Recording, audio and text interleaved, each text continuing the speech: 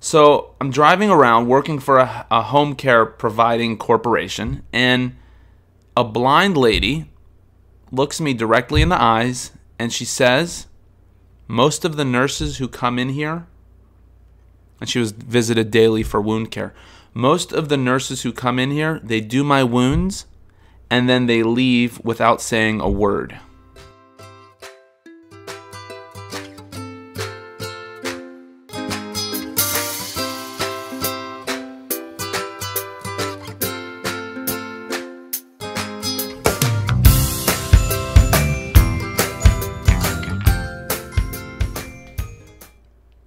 Testing, testing, 1, 2, 3. You know how they do that in studios and things? If you're ever at a place where they're setting up a stage for a concert, and you'll hear them be like, testing, testing, 1, 2, 3.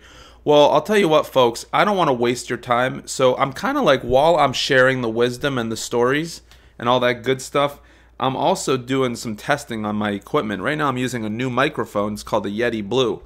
And I don't know, it works for me. It captures the voice, right? But more importantly is, it's not just the voice and how awesome your radio voice is, it's what you're actually saying.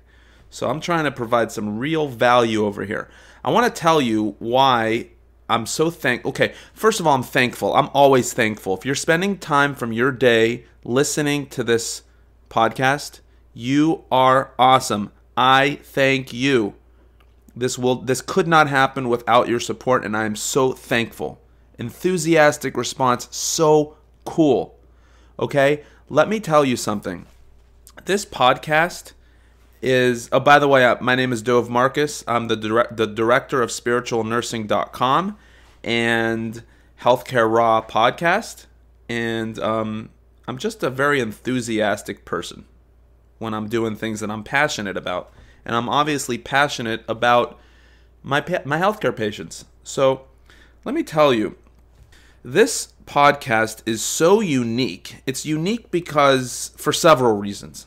First of all, how many rabbi nurse dads do you know who have a podcast? Yeah, with the personality, right? Yeah. Okay, so that's number one. Big deal. That's about me, right? I'm just joking with that one. But let me tell you the real reason why this is a unique and amazing podcast. It's because this is the first podcast that I have found, and this is why I made it. I looked, I searched. In this podcast, I am talking directly to you, my patient. I'm talking to you, my healthcare patient, those thousands of people whom I've met. Everyone's different. Everyone's got a different story. But I'm picturing you in my mind. I'm talking to you. Okay? Now, along the way, obviously, this isn't an exclusive club. Anyone can learn from this. If you're a healthcare CEO and you've stumbled upon this, then please listen, because you are going to learn something. I'll bet you if you're a healthcare CEO or an executive or someone who makes decisions or has influence in healthcare, even if you're a registered nurse, okay? You listen to this, you get inside the brain of your patient. You get inside their heads, and I'll tell you what, your health system will improve. Hey, patients, you agree with me? If people were to hear what's going on and actually really see it through your eyes, do you think healthcare would improve? Why is it such a radical idea? I mean, to me, it was like a no-brainer. Oh my gosh, I've got a voice. I know how to talk. I talk to my patients all the time. Let me talk directly to them through media, let me record it and put it out there. Learn how to use the internet, how to do all that good stuff, right? It's an amazing tool. So let's use it and let's do it. And here we are. And here you are listening. It's so amazing. Anyhow, today I'm going to talk with you about my story. Okay? Now, obviously life is complicated, right? So I've got lots of stories, but today I want to tell you how I got to this point. I'm going to share a bunch of stuff with you. I call this my hero's story. Okay? So I'm working as a nurse. It's my first year working as a registered nurse in the hospital. And things are pretty exciting. I'll tell you what, things were exciting when I was learning about them and, learning about the body. I'll tell you what, high school high school biology sucked, okay? And then I learned the same thing when I went back to college, preparing for nursing school. And when I'm learning about these things like the endoplasmic reticulum and DNA and all that stuff, ribosomes, right? It was utterly fascinating. So it was a whole new journey because I was learning the same material, but I was learning it with a purpose. See, in high school, when you're learning biology, in high school, when you're learning biology, you're just learning it because you have to. And so for me, just learning the same thing, but with a purpose, really made the big difference. So needless to say, I mean, working in the hospital, learning all this stuff. Oh my gosh, I was keeping people alive with my hands. We had incredible equipment. These terrible diagnoses, which, at first I was like, just taking them for granted. Like, oh, this person's got that and we're treating it. But I wasn't really ever thinking about the person who's experiencing it. It was very, it was like a maturing process. And one day I am standing in the hallway. It's late in a shift and I'm working on a pulmonary transplant unit. Half of our patients had lung transplant, half of them needed lung transplant, but the common denominator was people had a hard time breathing. So, and people are very, very sick. So I'm standing there in the hallway, and this lady's standing there, or I'm standing there, I'm walking, whatever. I'm in the hallway, and this old lady is standing there crying. She's standing there crying. And she's kind of like standing by a door to a room, and you could have walked right past her without noticing, but I noticed she's crying. And I said, "What's wrong?" She says, "You know my husband. You've been taking care of him, and he's dying. He's real sick, but the doctors aren't letting him die." This tied into the whole thing with transplantation. A transplant is successful when someone survives for 2 years. So it's part of the whole agreement with transplant, especially lungs.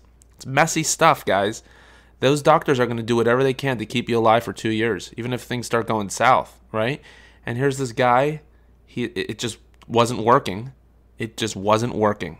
And the wife was out there in the hallway crying that her husband wasn't being allowed to die.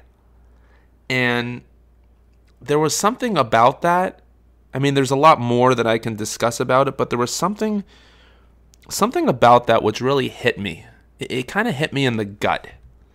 And it got me really, it was like this new kind of realistic way of looking at what I was doing, because until then, I had really just been on this trajectory of getting more and more into my work and getting good at it. And obviously, I have to get good at my work because people's lives are dependent upon me. But I was so involved in the work itself that this lady kind of forced me to just step out of that and say, whoa, this is real stuff that we're dealing with.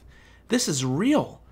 And that was my first time really like stepping out of myself and looking at a situation from someone else's perspective, and really from the purposeful perspective, from the purpose of why I was there. It's all about the patient, right? It's not all about the health system. It's not all about the doctors. So anyway, never mind that. What she's telling me is that there's something broken in healthcare. Because that was my takeaway. Something is broken in healthcare. Something's broken? Never thought of that before. Have you thought about that? Is something broken in healthcare? Do you know how many people I have spoken with since then? In particular, I'm sitting with the patient. Guys, you're going to hear me talking about this. I'm talking to you, my patients, right? And as I've said before, if you're a big wig in healthcare and you hear me telling some of these things, I'll tell you what, you might get that same kick in the gut that I got when that lady was crying to me in the hallway, and I was forced to look at it from the truthful standpoint that we are here just for the patients. Okay? So it might hurt to hear it. Don't get mad at me. I love you. But this is the truth. Okay? And this is what happened to me. I said, something is broken in healthcare. So a couple days later, I'm doing Mr. Johnson's leg wound, right? And I'm making up names and even circumstances. I twist things because I don't want to get in trouble, right? I'm doing Mr. Johnson's gaping leg wound, and I'm standing over his wound, and I'm doing my thing, right? Flushing it with saline, applying some alginate dressing, and he's kind of grimacing, and I'm asking him, does that hurt? And I suddenly remember, while I'm looking at that wound, I suddenly remember that lady, what was going on over there. She was talking with me, and that message that I got that something is broken in healthcare. But we both, we paused what we were doing and watched the nurses and doctors running past the door. All this activity. We listened to the electronic chirping in the hallways, and we both kind of took a pause from that moment to just see the world around us. So it was kind of like a whole bunch of chatter that we heard going on in that hospital hallway. It was kind of pouring into the room. It was just this mutual pause that we had.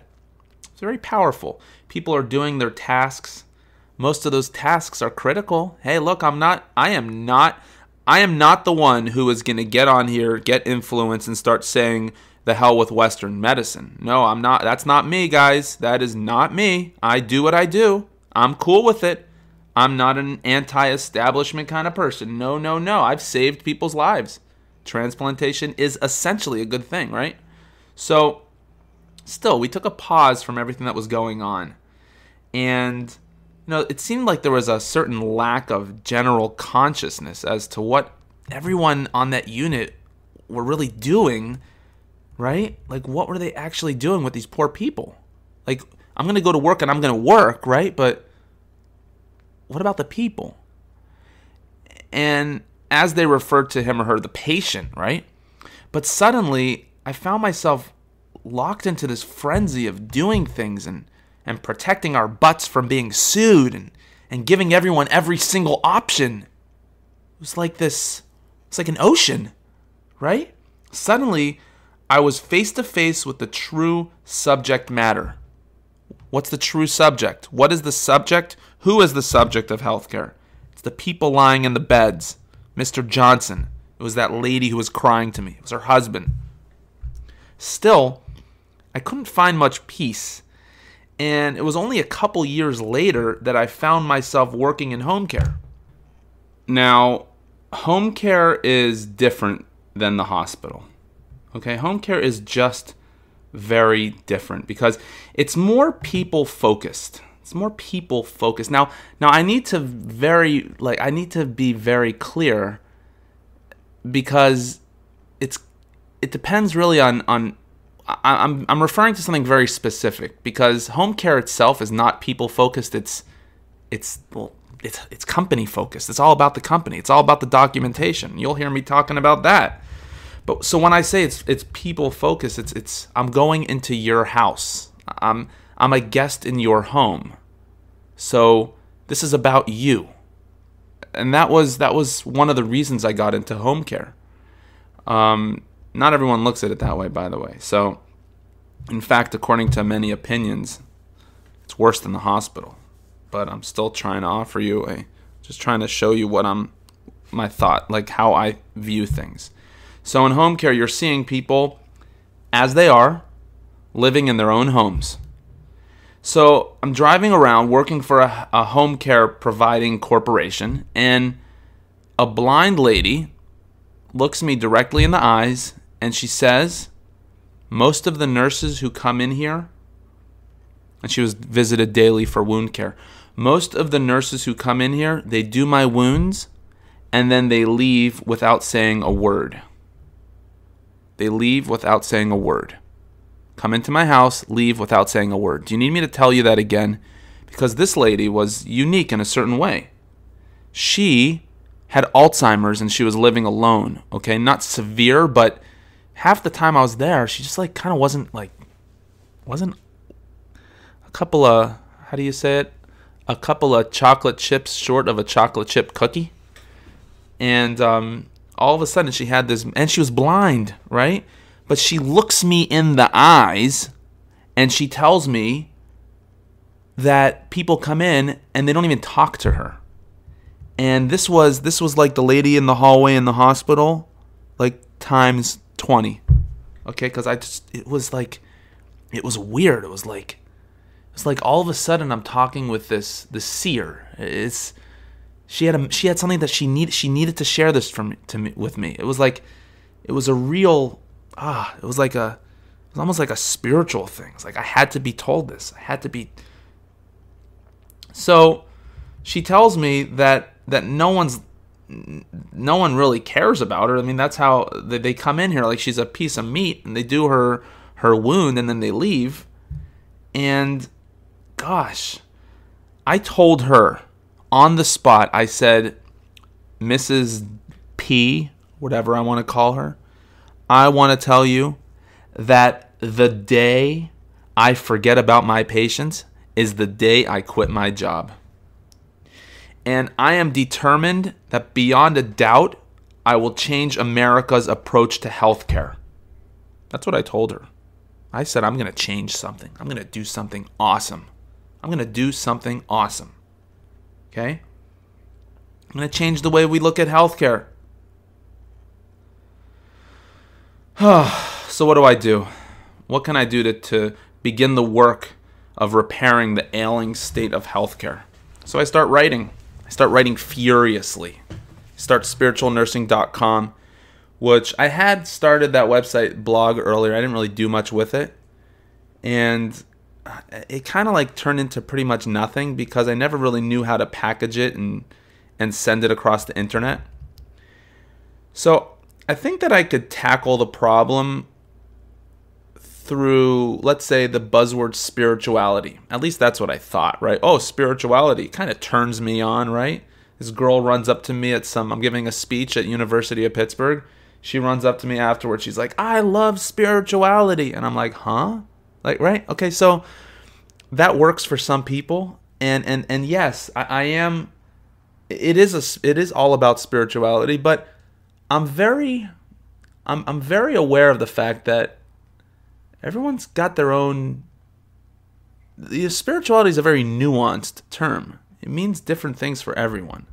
Okay, I'm Orthodox Jewish. I've got my own ideas of spirituality. Although I will say that I've had more spiritual moments with non-Jewish patients than with Jewish people. It's just a matter of connecting on a deep, deep level. And that was really what I set out to do, right? To kind of like, okay, so I had this spirituality buzzword, right? And what I found is that, and this isn't going to be surprising to you, but health systems in general really don't give a crippity crud about spirituality. You know what spirituality is to big health systems, and you know what, you might be with a health system that actually does do something with spirituality, and that's really, really amazing, and please, you should let them know about this podcast, okay? And maybe we can even get them on here. I can interview a CEO or something. That would be really cool, right? Talk about what we can do to make healthcare better, improve awareness, right? So we have this tendency to get real fancy, right? I mean, things are pretty fancy, right? Health systems are pretty awesome right now. Got amazing equipment, great techniques, right? But does everything have to be so fancy, right?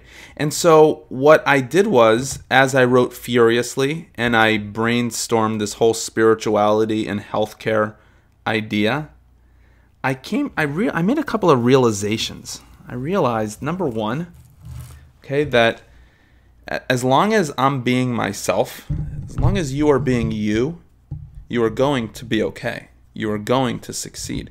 As long as I am being myself while I am recording, you will understand my message. You will get that message. You will feel connected with me. Isn't that amazing?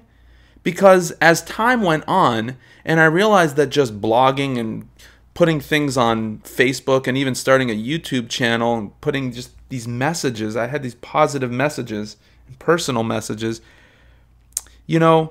I just came to realize that what I'm trying to do is take the connection that I've been able to forge with my patients, and I've had thousands of patients, right? Break it down into what am I doing that's working? Why are people feeling connected with me? And then what I'll do is I'll do that into a microphone. I'll be that same me who visits the patients, and I'll put it out into the virtual world, right? So the first thing that I realized, what makes a visit and a connection successful? What encourages people to want to connect with me as a provider and to trust me? It's me being me. You got to be yourself. You got to be you. Have you listened to Personal or Professional? If you haven't listened to Personal or Professional, you got to listen to that. But that's really number one. You got to be yourself. Okay? And then there are other things that I've discovered. I looked at really how am I dealing with people, because there is a difference between face-to-face and this, you listening to me, right? Face-to-face, there's something called eyes. Eyeballs. Eye contact, baby. Do you know how powerful eye contact is? Do you realize that a blind lady made eye contact with me and changed the way I look at things? Really, eye contact it's magical. Magical. And it's so underused and just, gosh, you know that I actually believe that if I were to get into healing, which I do think that I do it's some sort of healing. I'll bet you, in fact, I had an old Indian lady, Native American lady, tell me that I'm a healer. And I was like, oh, okay, yeah, cool, yeah. And no, there is definitely something to it. It's how you approach people. It's how you approach the situation. Because if you have good eye contact and you're able to hold that eye contact, and the other person, the other party is complying with your, like, looking you in the eyes as well, you can really, like, your brains are connected. It's really powerful. It's tough. It's tough to do at first. You got to really get used to it. And you can't be freaky about it. You can't, like, have big eyes and, like, freak people out. Like, you're not trying to hypnotize people. You're just trying to be you. Lordy Lord. Okay. So I tell you, my dear, beautiful people, this is how I approach my patients. This is the beginning, because there are more steps to it. And I look you in the eyes and I say, I'm here for you. I'm here for you. And so for today, that's a good enough of a story, right? Would you say that's good enough right now? There's a lot more to it. There's a lot to the story. I didn't even tell you about my religious background, guys. Man, I'm a rabbi. How did that happen, right? But I guess I'm a complicated person, and I got a lot to share. And I will open this nozzle full, guys. I really don't want to hold things back. I really feel like we can make healthcare better, right? One podcast at a time, one message at a time, one me putting my brain into this microphone at a time. Wow. I think it's time for me to go see some real patients. Hey guys, thanks for listening. Stay tuned. We'll have some more amazing content coming, and have a beautiful day.